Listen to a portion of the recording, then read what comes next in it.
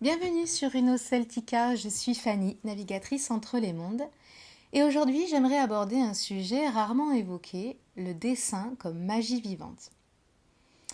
Il y a des gestes que l'on croit simples. Dessiner, colorier, peindre, tracer des formes sur une feuille. On pourrait croire que c'est un passe-temps réservé aux enfants. Mais quand le geste devient conscient, il change de nature. Il devient un passage, un acte sacré. Depuis toujours, les peuples premiers dessinent pour invoquer, honorer, se relier ou guérir. Les symboles peints sur les pierres, les corps, les outils ne sont pas que décoratifs. Ils sont vivants. Ils portent une intention, une mémoire, une vibration. Et si je te disais que le dessin peut être un outil magique, vraiment magique, un acte d'incantation silencieuse, une manière de dire à l'invisible: je suis là, je t'écoute, je me relie à toi. Dans mon chemin, j'ai compris que je n'avais pas besoin d'être une grande artiste pour que le trait devienne sacré. Ce qui compte, c'est l'intention qu'on y met, ce qu'on y dépose, ce qu'on ose faire exister par la main. Je crois que j'ai vraiment saisi la puissance de cet acte le jour où une amie m'a proposé de peindre en grand sur le mur de sa nouvelle maison. Elle m'a simplement dit: fais quelque chose qui te parle, qui nous ressemble. Alors j'ai laissé venir une femme, nue, dans un triangle, avec une montagne, la triple lune, des cascades, des fougères, des cristaux, un tableau chamanique en quelque sorte, un peu sauvage, symbolisant le féminin sacré, ce qui nous reliait toutes les deux, et qui représente les 4 éléments. J'ai mis 4 jours à le terminer, et une fois posé, quelque chose s'est mis à vibrer dans la pièce, comme si la peinture avait enclenché le début d'une guérison. Il y eut des signes, des manifestations subtiles, des mouvements jusque dans le corps.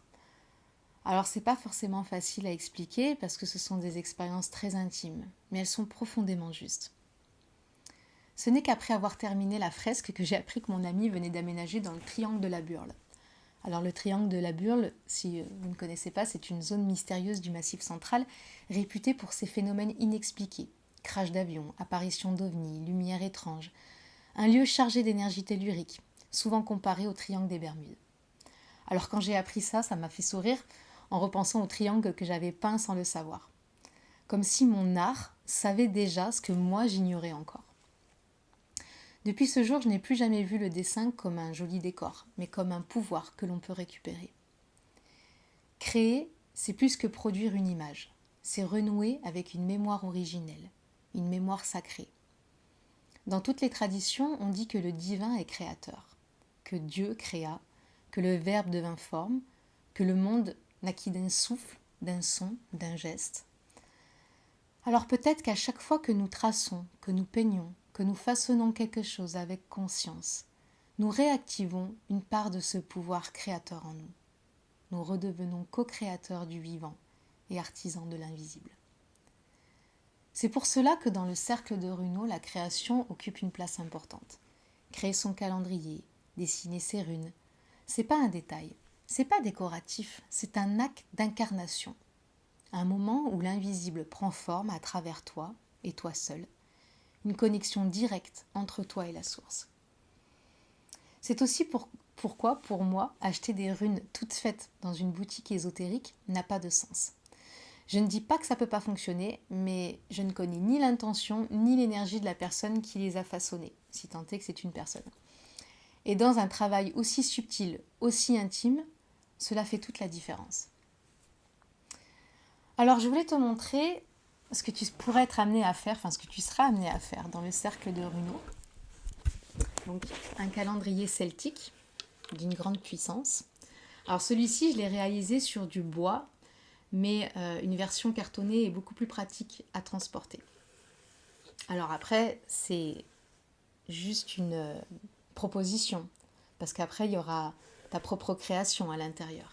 Et comme je t'ai dit, pas besoin d'être une grande artiste ou un grand artiste pour réaliser un objet puissant.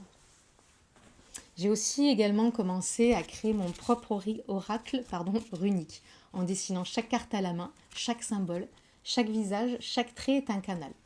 Je les ai pas simplement illustrés, je les ai vécus, sentis, appelés. Alors, je te les montre rapidement. C'est pas le but de montrer mes créations, mais c'est pour te dire que ce que je dis, je le fais vraiment. Voilà, je poursuis ce chemin de création comme un chemin d'ancrage et d'ouverture.